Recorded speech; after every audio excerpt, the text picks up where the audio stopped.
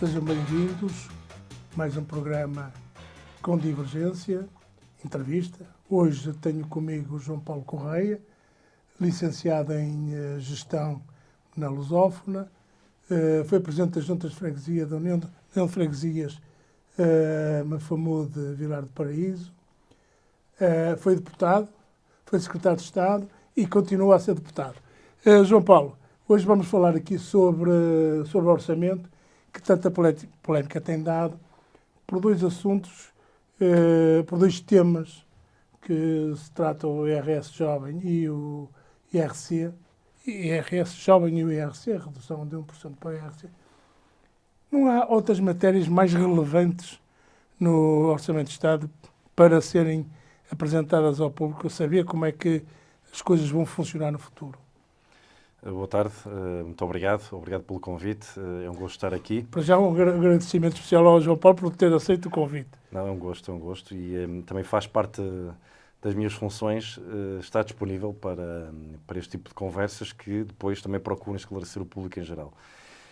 Respondendo à sua pergunta, o Partido Socialista não quis negociar metade do orçamento.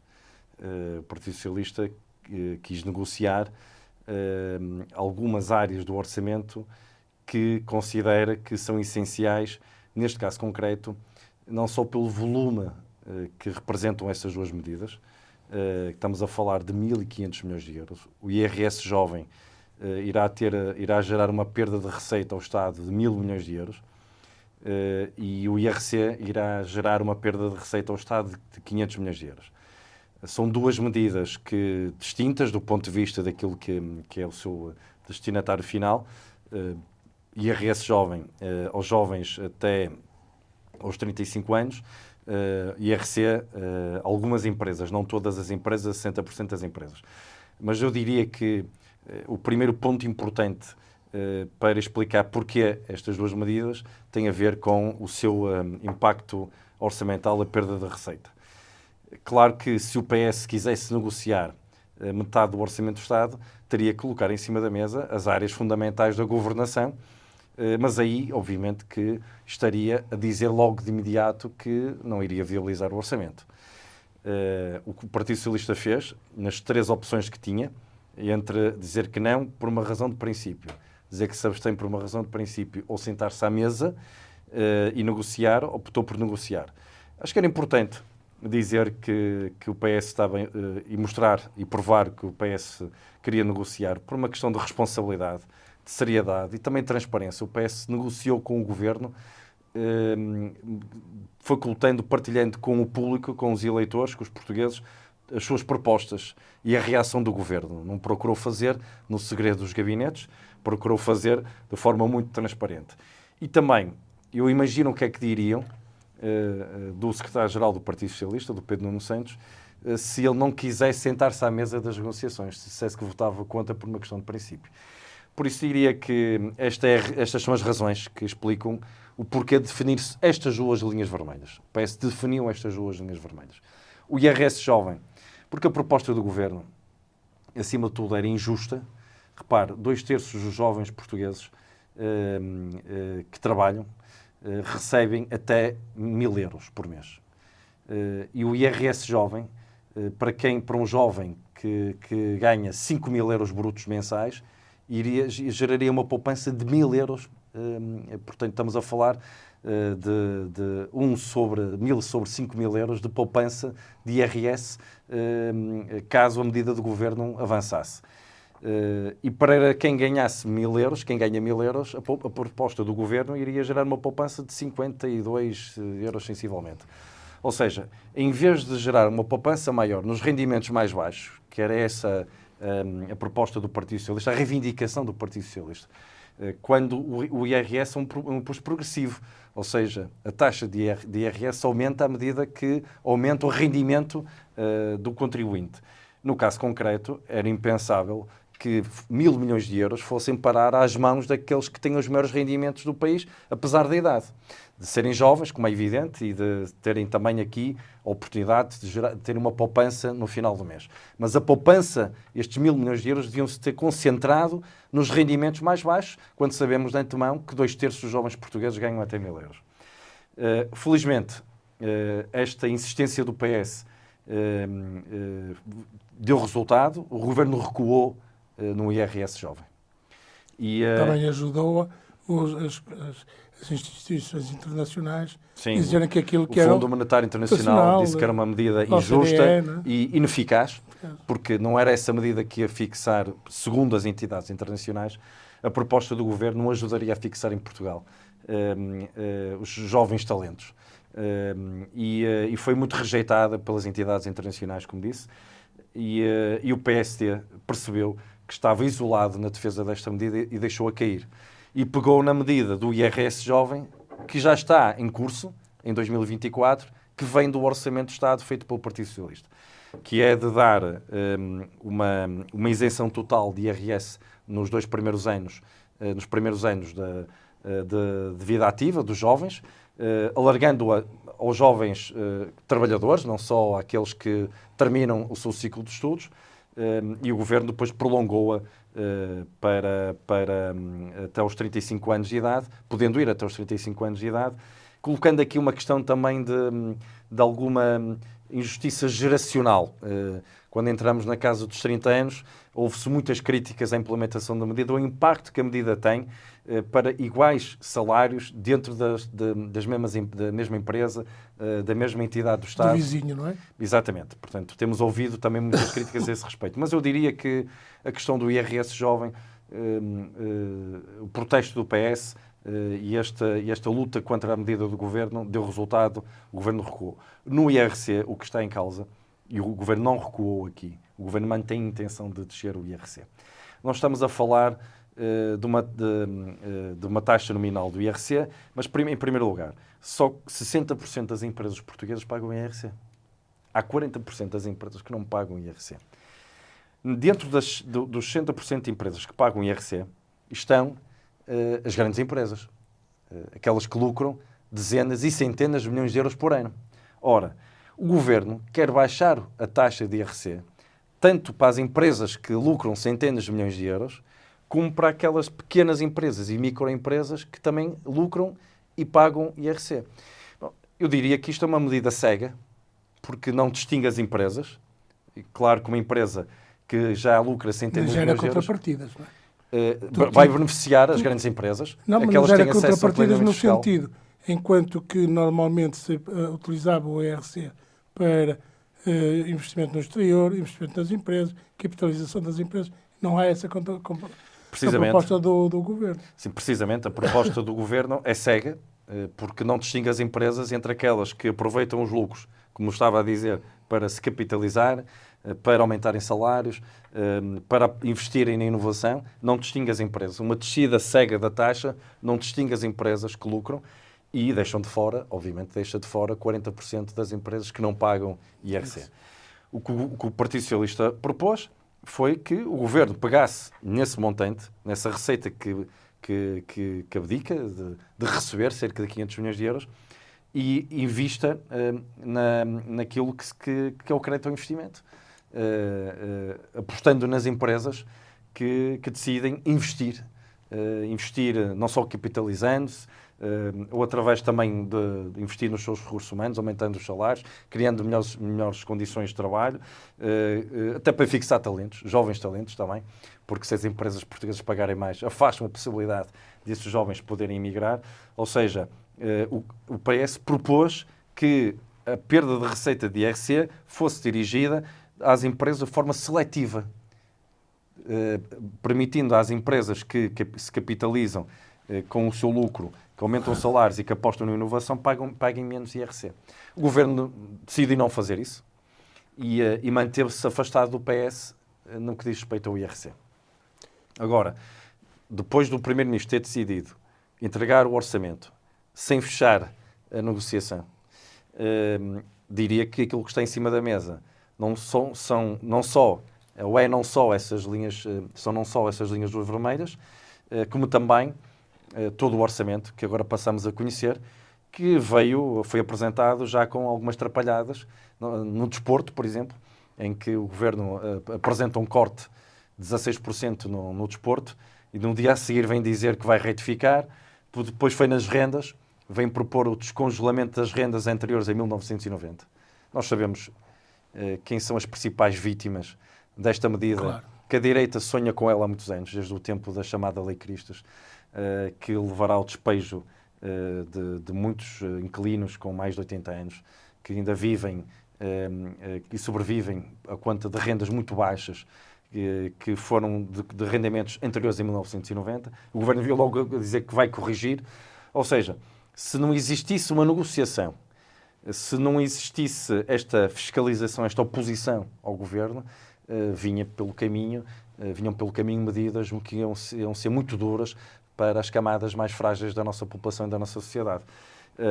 Eu diria que podíamos estar aqui também a discutir outras áreas que afastam muito o PS do Governo, como, por exemplo, o Serviço Nacional de Saúde, mas certamente teremos a oportunidade de falar daqui a pouco. Claro, uma questão que é central, porque, de facto, toda a gente respeita o Serviço Nacional de Saúde.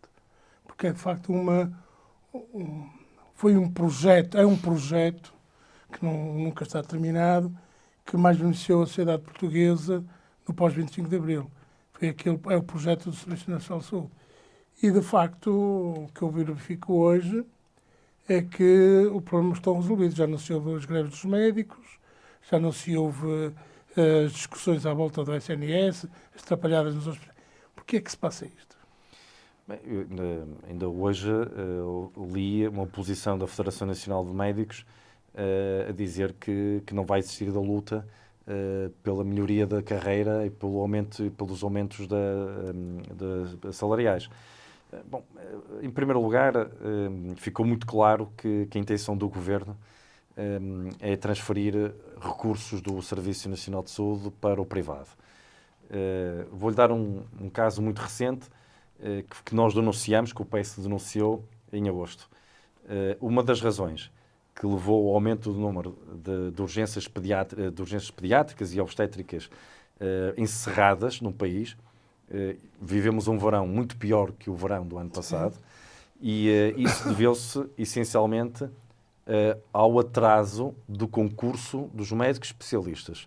Ou seja, os médicos, quando terminam a sua formação, concorrem a concursos de integração no Serviço Nacional de Saúde, desde os centros de saúde, desde a medicina geral e familiar, até todas as outras especialidades. Esse concurso era um concurso nacional. A Sra. Ministra, quando tomou posse, decidiu alterar as regras do concurso. E então alterou as regras e o concurso passou a ser por unidade local de saúde. Os antigos centros hospitalares, que agora integram também os cuidados primários de saúde. Os chamados centros de saúde.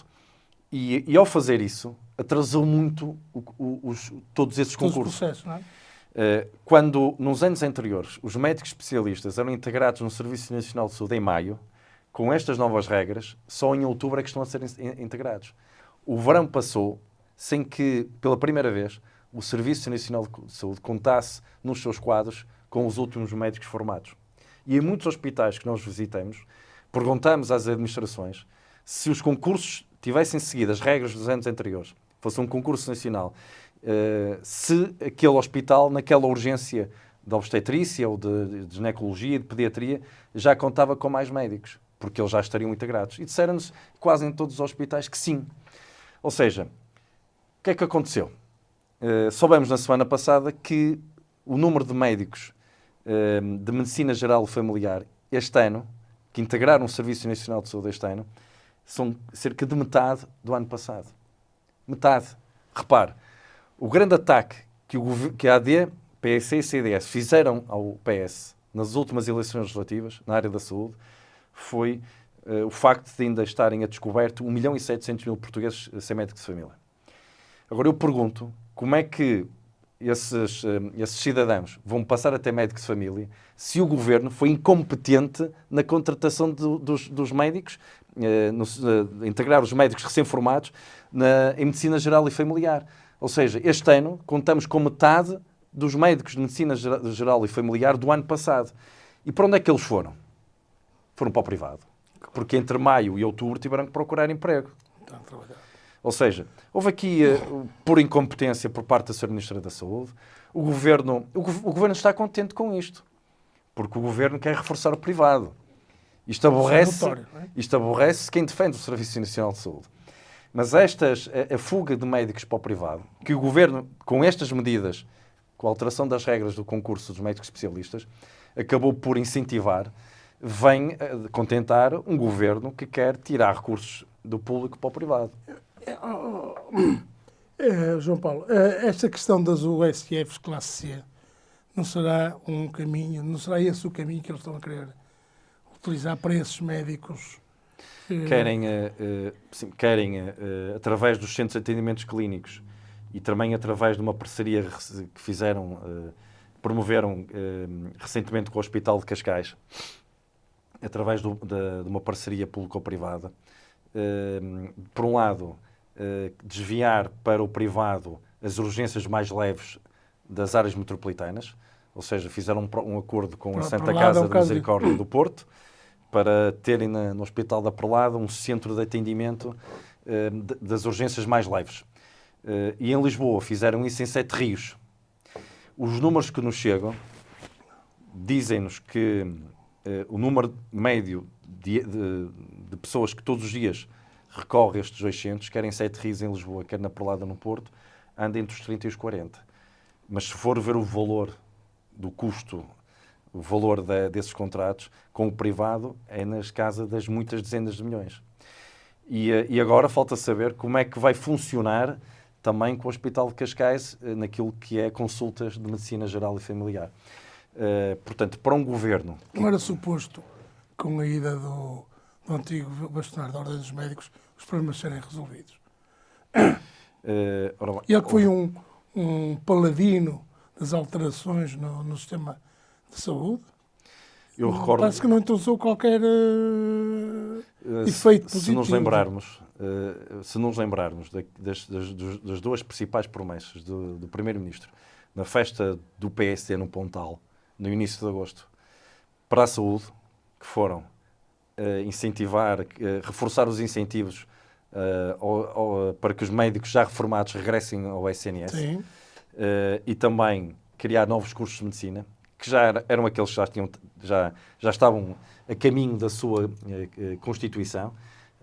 Nesse dia, aos ouvidos de muitos, pareceu que o Primeiro-Ministro estaria a dar uma novidade, mas na verdade não estava a dar novidade nenhuma. O anterior Primeiro-Ministro já tinha anunciado a criação de novos cursos de medicina e este ano arranca o curso de medicina na Universidade de Aveiro, mas não foi porque Luís Montenegro o anunciou no início de agosto. Há um trabalho anterior que mostra que aquele anúncio é uma reedição, portanto não é nada de novo. O anterior governo já fez o trabalho de casa. E nessa altura, quando o anterior governo, conjuntamente com a agência que está criada e autorizada legalmente para decidir se determinadas instituições de ensino superior podem ou não podem, estão ou não estão aptas para abrir cursos de medicina, foram criados cursos de medicina no privado, como sabe, mas também foram criados cursos de medicina no público que estão a arrancar neste ciclo de anos. E quem surgiu na opinião pública em nome da classe dos médicos contra novos cursos de medicina e contra o aumento do número de clausos nos cursos de medicina já existentes foi precisamente o anterior bastonário da Ordem dos Médicos, que hoje é deputado e foi cabeça de lista da AD pelo Distrito do Porto e influenciou o programa eleitoral do PSD e da AD para a área da saúde. E na altura, quando o Luís Montenegro faz essa promessa na festa do Pontal do PSD, obviamente que embaraçou, criou um embaraço complicado ao cabeça de lista da AD pelo Distrito do Porto e anterior bastonário da Ordem dos Médicos. É verdade. Aliás, essas 2 promessas já ninguém as discute. O Primeiro-Ministro, em agosto, faz 2 promessas solenes para a área da saúde, mas elas, como valeram tão pouco, que rapidamente deixaram não foram levadas a sério, porque estamos a falar de um impacto com 10 anos. Hoje, um curso de medicina criado hoje só vai ter esses cidadãos que futuramente são médicos ao serviço do SNS daqui a 10 anos. É quando vão concluir por inteiro a sua formação.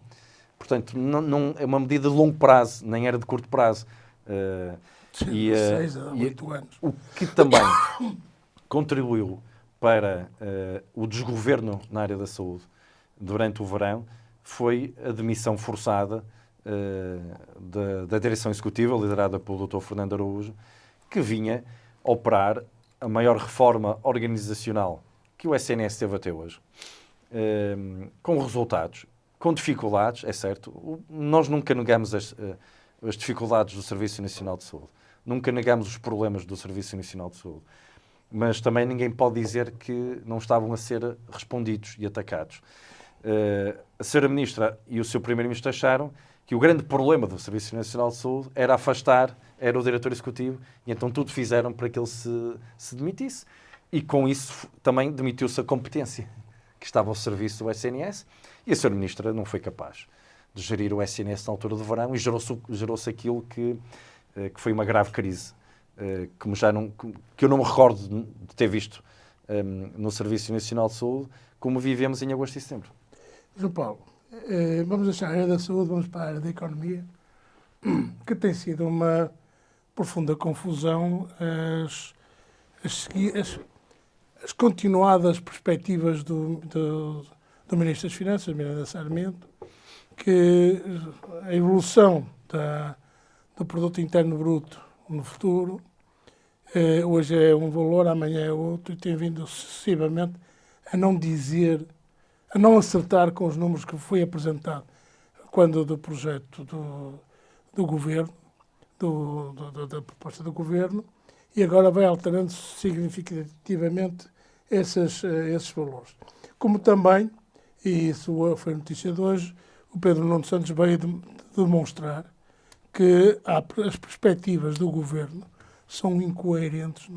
Aliás, a própria Comissão, agora esqueço-me o nome. Conselho de Finanças Públicas. Conselho de Finanças Públicas, a incoerência das tomadas de posição do Governo. Como é que o Partido Socialista olha para estas más notícias? Bom, em primeiro lugar... Digo eu, más notícias, não é? Sim, são com certeza, em primeiro lugar, com preocupação. Há aqui 2 dados a reter. O primeiro é que, se for ao programa eleitoral da AD, e quando vai encontrar a promessa de crescimento económico para 2025, 26, 27 e 28. E vai comparar essa promessa de crescimento económico com aquilo que agora consta do Orçamento de Estado. O Orçamento de Estado diz quanto é que o país vai crescer em 25, 26, 27 e 28. E ao comparar o que a AD prometeu na campanha com aquilo que está no Orçamento, o que é que verifica? Verifica que, afinal, a economia vai crescer menos do que aquilo que a AD prometeu, que o país ia crescer, que a economia ia crescer, se eles fossem governo. Eles são governo e é mais uma promessa que fica para trás, porque, afinal, segundo um orçamento feito por eles, pelo PSD, pelo CDS, pela AD, a economia vai crescer menos do que foi prometido em março na campanha eleitoral. Isto é o primeiro dado a reter. E depois, se for comparar a média do crescimento económico prometido pela AD para 2025 e para os próximos anos, é inferior à média dos últimos 8 anos, incluindo a pandemia. Ou apesar da pandemia, como queira. Por isso, são 2 dados que temos que reter. Esperam-nos anos difíceis, porque este governo, ao mudar aquilo que são as prioridades na governação, perspectiva, uma economia que cresça menos do que aquilo que tinha prometido e aquilo que certamente seria se tivesse o país a ser governado pelo Partido Socialista, desde logo naquilo que... E agora voltando ao IRC. O país bateu, ano após ano, recordes de investimento direto estrangeiro. Ou seja, nunca foi por causa da taxa de IRC que o investimento estrangeiro em Portugal bateu recorde atrás de recorde, ano após ano. Isso significa que os investidores estrangeiros confiavam na governação do país e enfrentamos uma crise pandémica E enfrentamos a inflação. Uma crise energética e inflacionária resultante também da invasão da Ucrânia por parte da Rússia. Apesar disso, apesar desses momentos que provocaram um choque brutal na economia, na sociedade e também na economia, o país conseguiu bater recordes ano após ano de investimento direto estrangeiro. E não foi preciso baixar a taxa de IRC. Aliás, baixar a taxa de IRC é desaconselhado pela própria OCDE e já não é uma medida que se pratique dentro da OCDE. Mas o Governo finca pé, teima em levar esta medida avante, não a coloca no orçamento, diz o Governo, mas nós sabemos que se mantém nos discursos e no plano de intenções do Governo. E, portanto, não vale a pena estar a fingir que ela não está em cima da mesa, porque ela está em cima da mesa.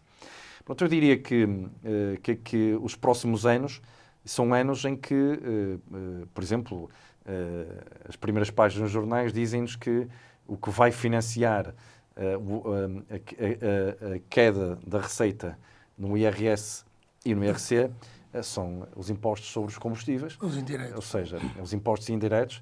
Isto deixou de ser um orçamento pipi, como disse Montenegro quando era líder da oposição, acerca do Orçamento de Estado para 2024, e vai passar a ser um orçamento popó, porque vai ser financiado, estas opções vão ser financiadas com a receita que vem do imposto sobre os combustíveis. O Fernando Medina, anterior Ministro das Finanças, veio dizer que podemos correr o risco de entrar em déficit no ano 2025. E numa análise que fez à movimentação financeira, económica e financeira da perspectiva do Orçamento de Estado. Bem como o Centeno, que veio dizer que era a altura de criar almofadas e não desperdiçar recursos de forma inglória e para qualquer dificuldade futura. Como é que o Partido Socialista reage a estes dois tipos de análise, porque são dois socialistas que já tiveram grandes responsabilidades na governação e que hoje são deputados, embora um seja governador do Banco de Portugal, que merecem toda a credibilidade do mundo, direi eu. Bom, este governo teve uma herança de sonho. Apesar de dizer que não. Sim, herdou um superávit orçamental, um excedente orçamental. Qualquer candidato a Primeiro-Ministro sonharia um dia ser Primeiro-Ministro com um excedente orçamental, ou seja, poder tomar medidas novas que gastassem esse excedente. Eu sou favorável, ou seria irresponsável se dissesse o contrário, a uma governação rigorosa das contas públicas. Nós já pagamos bastante caro, várias vezes, ao longo das décadas, desde o 25 de Abril, por várias vezes, o descontrole das contas públicas. E algumas vezes a responsabilidade até foi de governos do Partido Socialista, com circunstâncias externas, provavelmente, a explicar o descontrole, mas o que é certo é que foi assim. E por isso foi muito importante. Um dia se será feita a justiça, mas hoje é pouco valorizado. Foi muito importante que um governo do Partido Socialista fosse responsável pelos 2 excedentes orçamentais da história desde o 25 de Abril. António Costa em 2019, António Costa em 2023. Não houve outro governo, outro primeiro-ministro, ou melhor, outros governos e outro primeiro-ministro que conseguisse dar ao país crescimento económico, redução da pobreza e um excedente orçamental. Foi o PS e foi António Costa. Por isso, não foi uma conquista que também acabou por eliminar aquelas críticas que faziam sempre ao Partido Socialista que se desgovernava quando chegava... Mas, João Paulo, não foi um erro político não ter proporcionado melhores condições? Pois já lá vou. Okay. Queria fazer a ponte exatamente por aí, sim. Porque é aí que eu quero chegar. O mandato era de 4 anos e nada fazia prever a forma como o primeiro-ministro se demitiu. Foi tudo muito inesperado. Ainda muito está por explicar. Mas o que é certo é que quando o Orçamento de Estado foi feito para 2024, faltava um ano para... ainda faltava um ano, quer dizer, foi um ano antes do primeiro-ministro se demitir, assim é que é. Porque, dito de outra forma, até se podia pensar que estava nos planos aquilo que aconteceu. Não estava, foi completamente inesperado, como todos sabemos. O que é que acontece? Tenho a certeza que em 2025, no Orçamento de Estado para 2025, o Governo, ou melhor, no Orçamento de Estado para 2025, exatamente, o Governo iria, com o excedente orçamental ao colo, iria tomar medidas que respondessem às reivindicações não só de grupos socioeconómicos, mas também ao alívio de alguns impostos que recaem sobre os portugueses. Eu acho que isso é muito injusto, em primeiro lugar, é muito injusto condenar o excedente orçamental. Sim. O excedente orçamental é uma conquista também da nossa democracia. Porque em democracia nunca o país tinha conseguido um excedente orçamental. Todos os anos estava com déficit. Déficit atrás de déficit. E só fazia disparar a dívida. E nós sabemos o que é que acontece a um país com a dívida pública e as contas públicas descontroladas. E com as taxas de juros a crescerem. Exatamente. Então, no momento de crescimento de taxas de juros, é insustentável e depois acaba por acontecer aquilo que todos nós desejamos, que é a ajuda externa. Mas a conquista do excedente orçamental foi uma conquista da nossa democracia. Nas duas vezes que aconteceram, foram em governos do PS e debaixo da tutela do mesmo primeiro-ministro, do António Costa. Claro que o excedente orçamental tem que resultar em melhoria das condições de vida das pessoas. No fim do dia, é disto que se trata. O orçamento só faz sentido se fizer crescer a economia e também melhorar a condição de vida das pessoas. Porque se o Orçamento do Estado não melhorar a condição de vida das pessoas, de todas as pessoas, independentemente da sua residência, da sua idade, da sua condição económica, principalmente, claro que aqueles que menos recebem têm que ser os mais apoiados, de nada vale o Orçamento de Estado. O Orçamento de Estado já passou o tempo em que o Orçamento de Estado servia para contentar uns senhores em Bruxelas ou os líderes das potências económicas da União Europeia e das instituições internacionais e para contentar os banqueiros portugueses. Esse tempo já passou. João Paulo, uma das surpresas que eu tive neste fim de semana foi uma entrevista do Armindo Monteiro, presidente da CIP, que disse que o governo ia no bom caminho na questão do IRC, mas chamou a atenção para a despesa estrutural que está a aumentar e que vai aumentar, porque se é estrutural, ela vai ser continuada. E se vai ser continuada, podemos não ter o crescimento económico adequado para alimentar esse aumento de despesa, dessa despesa estrutural. Os salários, não é? de toda a gente, não é? Quer dizer, porque ele até usava aquela velha frase, dá tudo a todos. É possível dar tudo a todos? Da maneira como está a ser dado? Não é possível, melhor, a perspectiva de que se pode dar tudo a todos, numa economia com recursos limitados, é impossível. Aliás, todas as economias são ter recursos ilimitados, não é? Limitados. Limitados. Portugal é um país com recursos limitados. Não tem nenhuma riqueza natural que possa vender ao exterior. Pode vir a ter o lítio, se nos deixarem, não é? Sim, mas isso é um processo que ainda está tempo. atrasado e está também amarrado a muita polémica e não sei se a vontade do país é exatamente essa.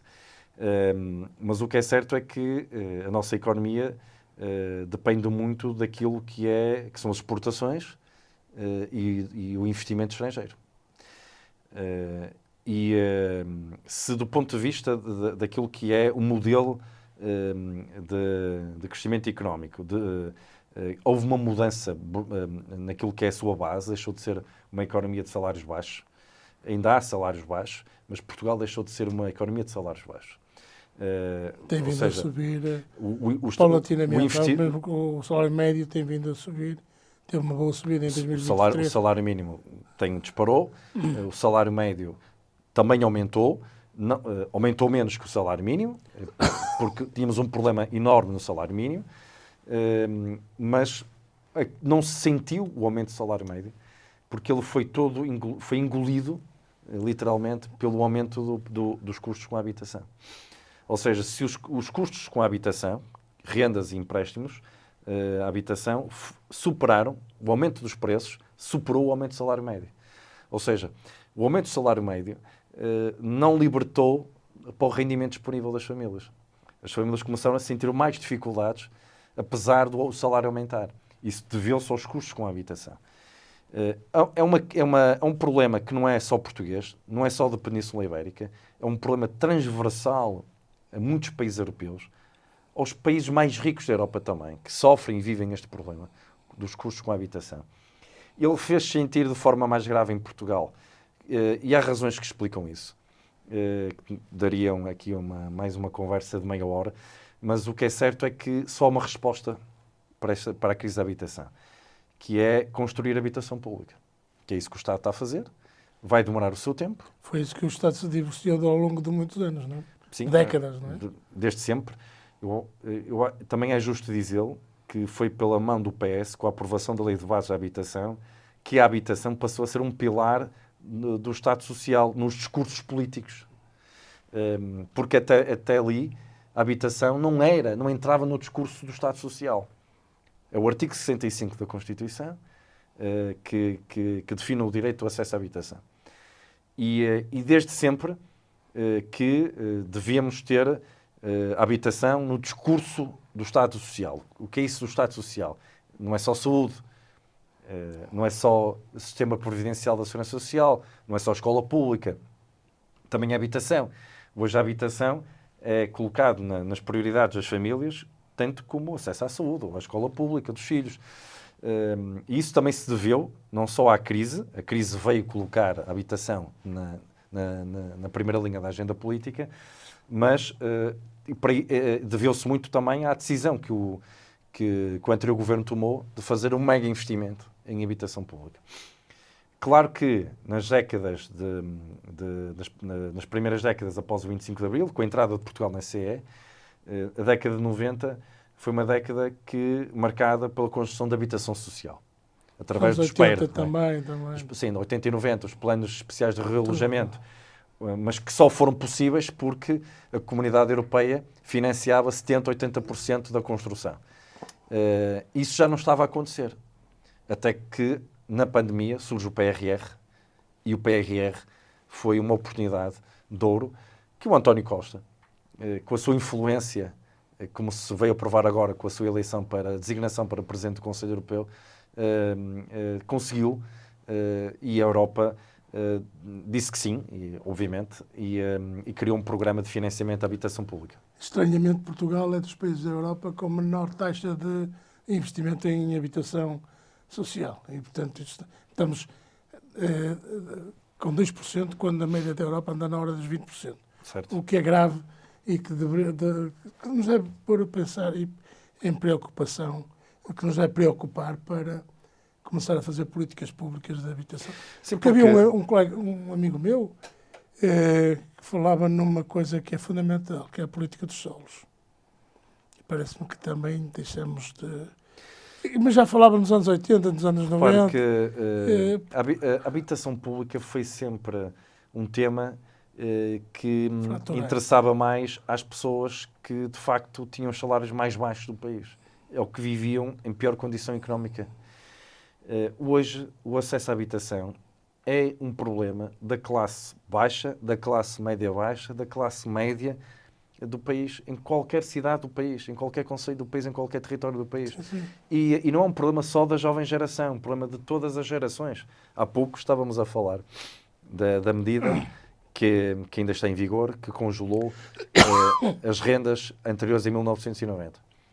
Mas se este governo tiver maioria parlamentar para descongelar essas rendas, vamos ter mais um conjunto alargado de vítimas dos preços da habitação, neste caso o preço das rendas. Ou seja, deixou de ser um problema de uma só geração, deixou de ser um problema de uma só classe social e de um só território do país. Já não é um problema só das grandes áreas urbanas. É um problema que se coloca em quase praticamente todos os concelhos do país. E isso faz com que a habitação seja um tema da política nacional e da política local. E da política europeia. Mas isso deveu-se muito também à influência do António Costa naquilo que foi a negociação do Plano de Recuperação e Resiliência. João Paulo, o nosso tempo está um pouco avançado, mas há aqui uma questão que eu tenho que colocar porque me parece importante. Como é que vocês nos bastidores olham para este filme, eu diria, de terror, entre o André Ventura, o Montenegro, aquilo que o Ventura diz ao Montenegro, que o Montenegro diz ao Ventura do Pedro Nuno Santos, do Rui Rocha. Como é que vocês nos bastidores olham para este zigue-zague de comentários, de insinuações muito graves? O Primeiro-Ministro não foi transparente, não disse a verdade ao país. Andou a esconder do país que tinha negociado o Orçamento de Estado com outros partidos, incluindo com o Chega. E quando se sentava à mesa das negociações com o PS, não era uma negociação genuína e só com o Partido Socialista, como deu a entender durante várias semanas. E há uma coisa que é certa, um dos dois está a mentir. E eu até posso admitir que seja André Ventura, porque diz uma coisa e o seu contrário em 24 horas. Ou menos. Ou menos, sim. Mas o Chega sobre o Orçamento de Estado já disse uma coisa e o seu contrário. Já disse que sim, já disse que não, já disse que ia pensar, que ia ponderar. Portanto, evolui a sua posição. Que ia salvar o país, não é?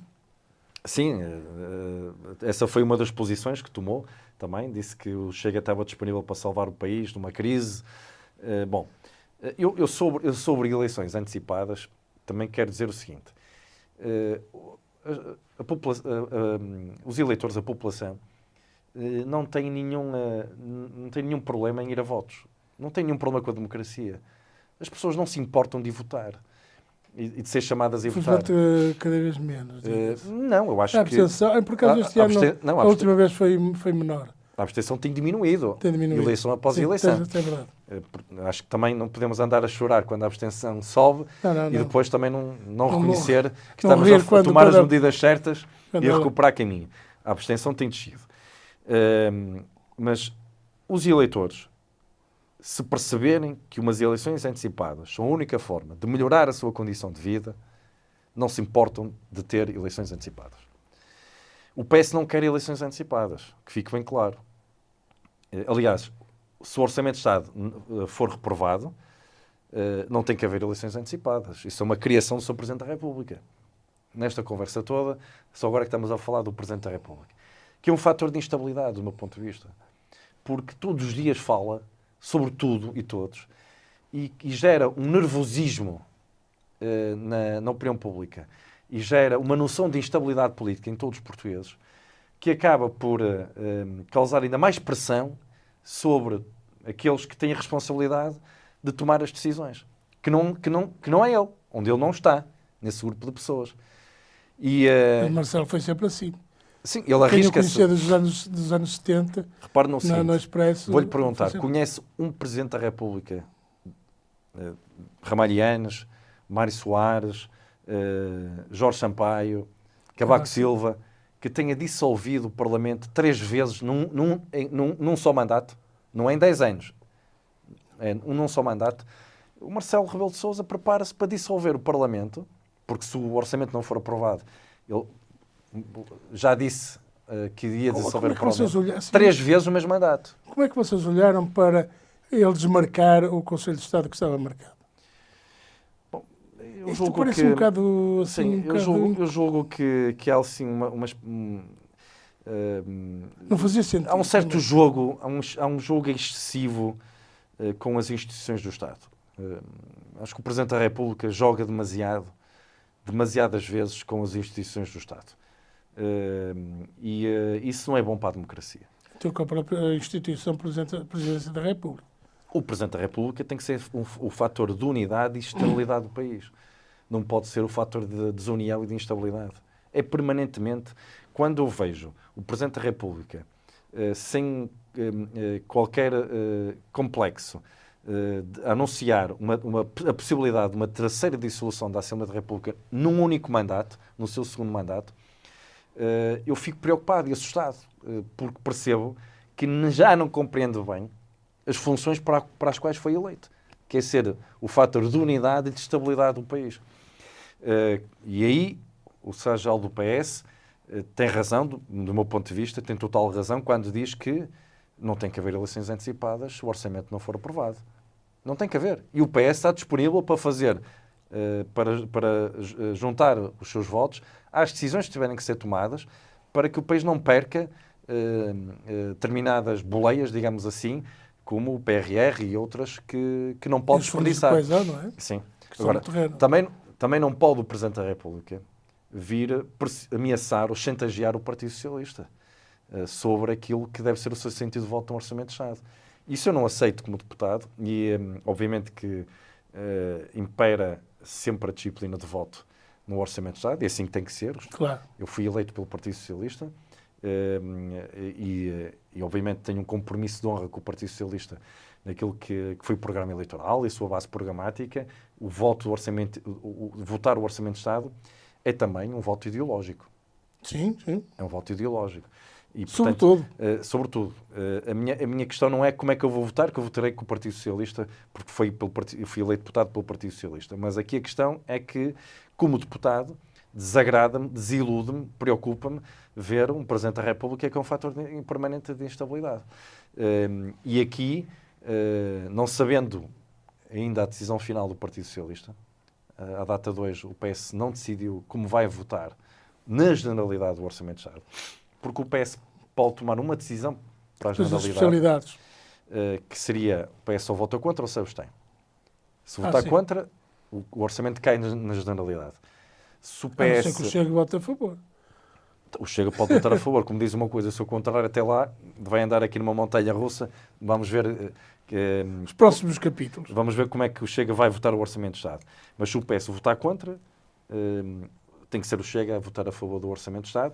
Mas também o PS não pode decidir o seu sentido de voto em função da posição do Chega. Eu não aceito que, naquilo que é o meu pensamento sobre o Orçamento de Estado, me sinta condicionado. Não me sinto condicionado, nem aceito sentir-me condicionado naquilo que é o meu pensamento sobre o sentido de voto ao Orçamento de Estado, porque o Chega vai votar, vota contra, vota a favor. Isso é impensável. Eu estou atento, obviamente, àquilo que são as posições dos outros partidos, mas isso não nos podemos deixar condicionar por elas. Há diferenças oceânicas entre o PS e a AD. Há 6 meses fizemos uma campanha a marcar as diferenças. Passados 6 meses não podemos dizer que afinal não há diferenças tão grandes e podemos abster assim. A abstenção não pode ser uma decisão de ânimo leve. Nem o voto contra. Sim, tem que ser pensado, não é? Obviamente que há diferenças oceânicas entre o PS e a AD. Em várias áreas. Exploramos aqui a saúde, mas podíamos explorar outras áreas. O tempo não chega, mas exploramos uma área essencial à vida das pessoas, a saúde. Há diferenças enormes.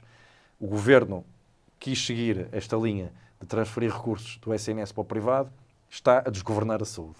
Está a lançar uma crise na saúde. Está a dificultar o acesso dos cidadãos à saúde. Mas podemos falar de outras áreas. O Partido Socialista, depois da entrega do Orçamento de Estado, confrontou-se com um orçamento que traz com ele um conjunto de atrapalhadas. Já falamos de 2. E se calhar vamos descobrir mais. Porque os próximos dias... É uma peça muito complexa, não é? Sim, é um documento que tem que ser lido com muita atenção, estudado, e isso não se consegue em 2 ou 3 dias. Ele não se faz em 2 ou 3 dias e também não consegue ser estudado em 2 ou 3 dias. Daí que a posição do Partido Socialista será tomada no tempo que o PS entenda que é o tempo suficiente para ter uma análise final sobre o orçamento. Se o orçamento, se o sentido de voto do PS for a abstenção, a especialidade, do meu ponto de vista, não pode retirar ao PS intervenção política. Ou seja, se o PS optar pela abstenção, não pode ficar de mãos atadas na especialidade. Tem que apresentar as suas propostas na especialidade. Tem que estar atento àquilo que são as propostas que a AD vai aprovar coligada com outros partidos da direita. Porque uma coisa é o orçamento que foi apresentado agora, outra coisa é o orçamento que pode resultar da especialidade. E pode ser mais desfigurado ainda e mais distante ainda do Partido Socialista. ou pode decidir já votar contra. Porque as diferenças que encontramos são irreversíveis e insanáveis na especialidade. É uma decisão que o PS está a fazer de um ponto de vista da forma mais correta, que é ponderar. Não tomar decisões de ânimo leve. E ponderar. Ponderar significa estudar, auscultar, perceber em nome do país e do interesse nacional. E repito, nunca tomar a decisão por conta de uma percepção daquilo que será o resultado de umas eleições antecipadas. João Paulo, muito obrigado, pela presença. Foi uma boa conversa. Obrigado. Acho que correu bem. E até uma próxima. Até uma próxima. Muito obrigado pelo convite. Eu é que agradeço.